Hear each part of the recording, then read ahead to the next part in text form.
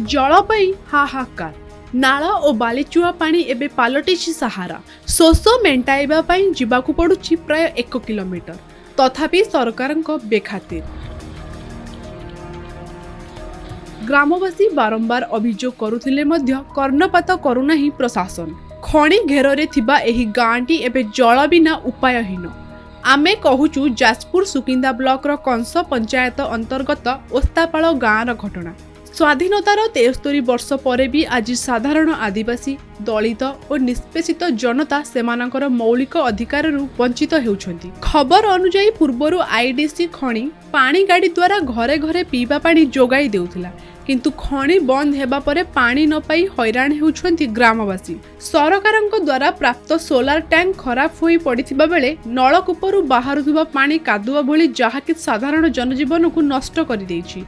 एही समस्या आज कालीर नुहे, यह दीर्घ वर्ष धरी लगी रही बेले दृष्टि देउनाहांती कौनसी प्रशासनिक अधिकारी। बारंबार सरपंच, बीडीओ और सुकिंदा निर्वाचन मंडलीर विधायक और स्थानीय सुकिंदा रेजिन क्रोमाइड खदान मजदूर संघर मुख्य नारायण चंद्र धीर को अभियोग सत्वे मध्य कौनसी प्रतिकार होई पारु नाही।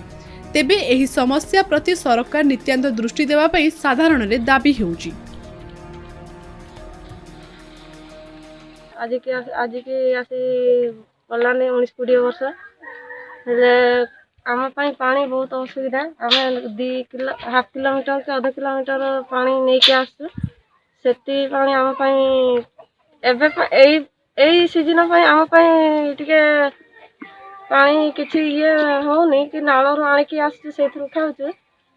वर्षा दिन आम बहुत किछि हैरान होचु। बर्तमान एबे भी हैरान होचु। जेतिक सोलार अच्छी ट्यूबवेल अच्छी 2टा पड़ी से पानी गुरा जमा उपयोग न पीवा केवल धुआ धुई आ कौन सी काम लगुना पानी आम हैरान होचु।